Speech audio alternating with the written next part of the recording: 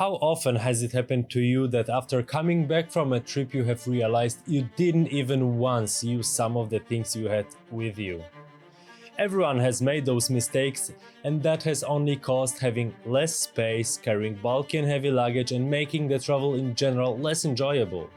So in this video I'll share with you which items are not being packed by experienced travelers anymore, why can not following their lead make your travel experience so much worse, and how anyone can easily pack like a traveling expert.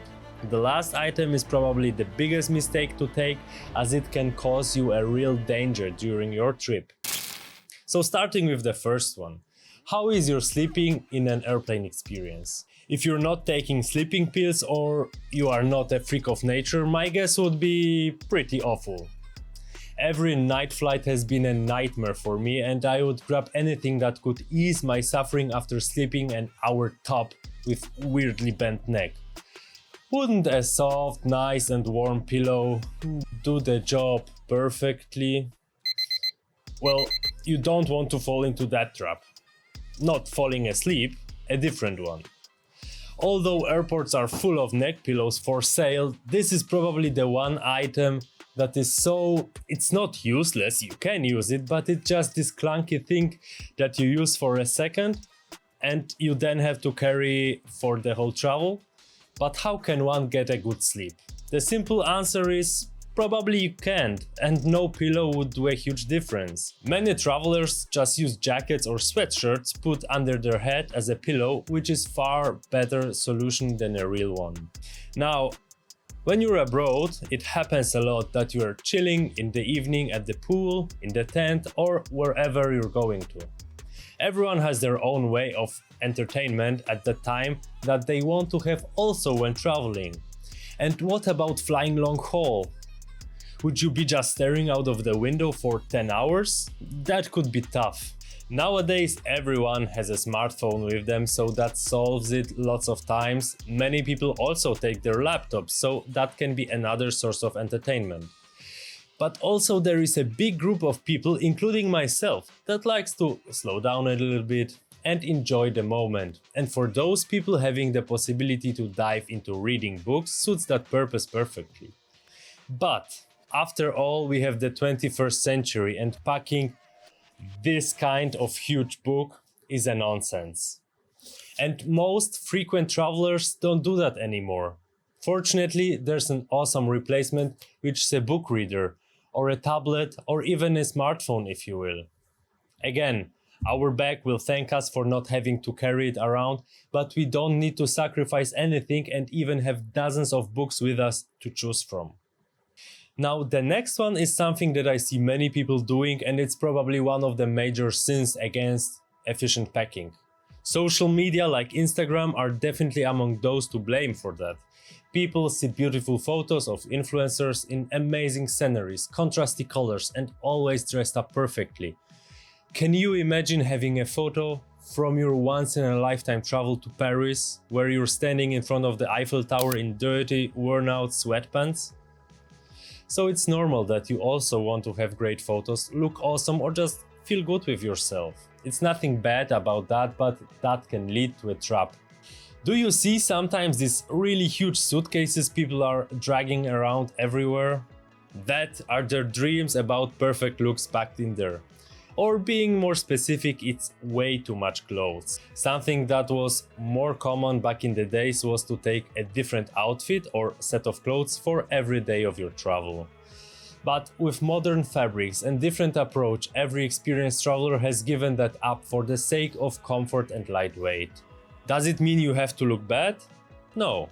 First of all, even if you pack a lot of clothes, you won't use the majority of it. Second of all, smart packing means that you are intentional with every piece of clothing you're packing. And you can dress up nicely with just few pieces of clothing that match together in an aesthetic way and get that awesome Insta pic. Ah yes, that Instagram pic. Since you've already traveled across the world, you definitely want to have best memories saved forever. So how can an experienced traveler ensure that while he's traveling a lot, he's able to capture the best moments and store them not only in their hearts but on the hard drives as well? When I think of myself a few years ago filming my travels with a low quality action cam, which was actually seen as very decent back then, I remember that I was missing quality and stabilization and choice of lenses to have the best outcome for these beautiful places. That's when camera came to place. The one I bought was a quite compact one from Olympus with interchangeable lenses and really nice picture quality. What could I expect more? The photos were amazing and everyone was happy, until I got so tired of constantly having to set up the camera every time the sun went behind the clouds, changing lenses, and in general having to deal with the stuff when I just wanted to sit back and enjoy the view. And that was few years ago, but already then I have realized I can get totally satisfying results with my phone. Just slide it in my pocket, take it out when needed and press one button to capture the moment.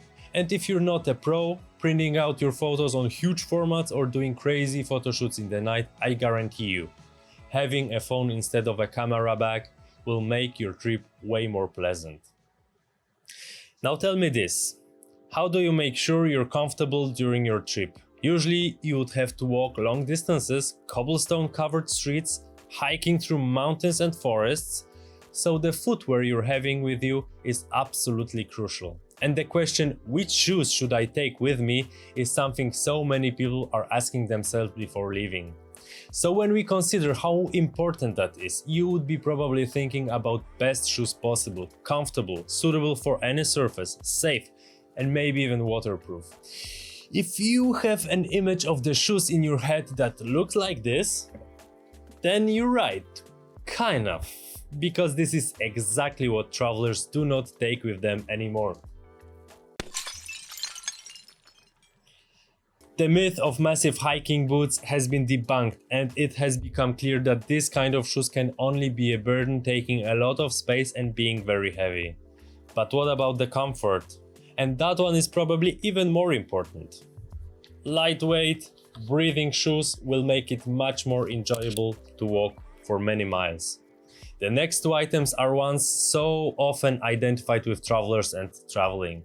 If you would picture a typical traveler in your mind, you would most probably include these items as the ones that surely need to be prepared for the trip. However, last 5 to 10 years, we have witnessed a huge shift in every aspect of our lives due to the rapidly growing digitalization.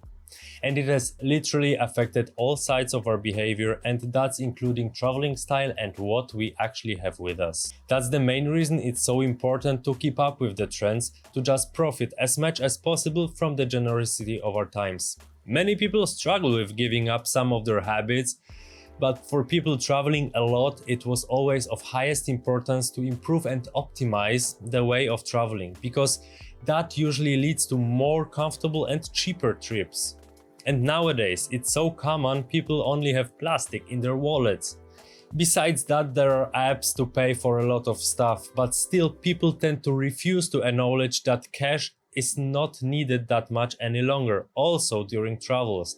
The fact is that in almost every corner of the world you can pay with cards, PayPal, Apple and Google Pay. And if you really need cash, you can easily find an ATM. And if you're worried about fees and interest, it applies also to the currency exchange, especially in touristic places. But definitely go ahead and check the conversion rates and fees for your bank and cards before leaving without any cash. Don't blame me. I was saying about two items that are not resistant to the changing world, and that's correct. And I must confess that I have a little tear in my eye thinking about the times when we were traveling with my parents back then, usually with a car, with no internet, and I was constantly checking where we are and where to go next on the paper map. These were the good old times, and it made it a bit difficult for me to get rid of maps and guidebooks, because it just brought so many memories when it was absolutely the only source of information you could get. And being honest, I didn't quite get rid of them, but I just have a dedicated shelf at home where I put all of the guidebooks that I buy prior to the travel, but leave them there. I realized many times that I just brought them with me and never opened during the traveling because I was automatically reaching for my phone.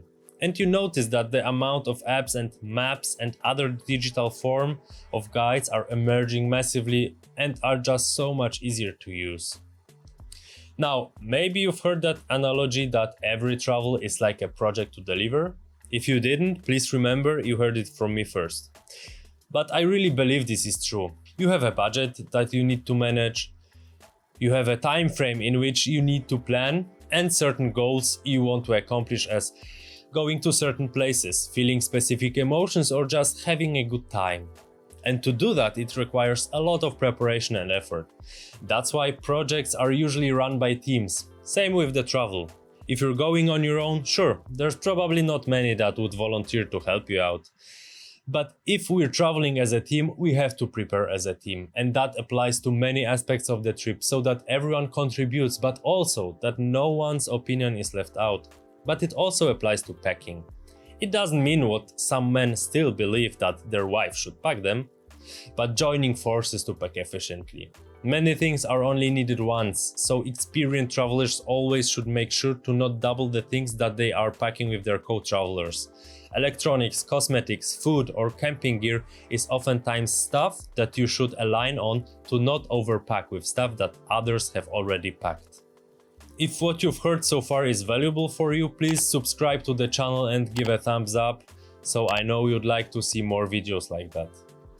Now I want you to have a look at another item that is so important to not take with you because it might cause you real trouble. Not only that you have a heavy backpack, but can cause actual harm to you. What would you be searching for when going to a distant place that you haven't been to yet and don't know very well? High on the list probably would be where to stay, what to see or what to eat. But there are many places that the first question that is being asked is it safe there? It's literally the most common question asked, especially about bigger cities. But then you get confused because you see people answering that it's totally chill, no dangers at all, but the next website tells you that kidnapping and armed robberies are very frequent in that place. So which is it? Am I good to go there? Will I be safe to travel there with my family?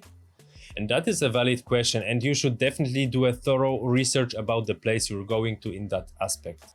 But the truth lies always in the middle. There can be more and less safe places in the world, but our behavior and cautiousness play a massive role in that.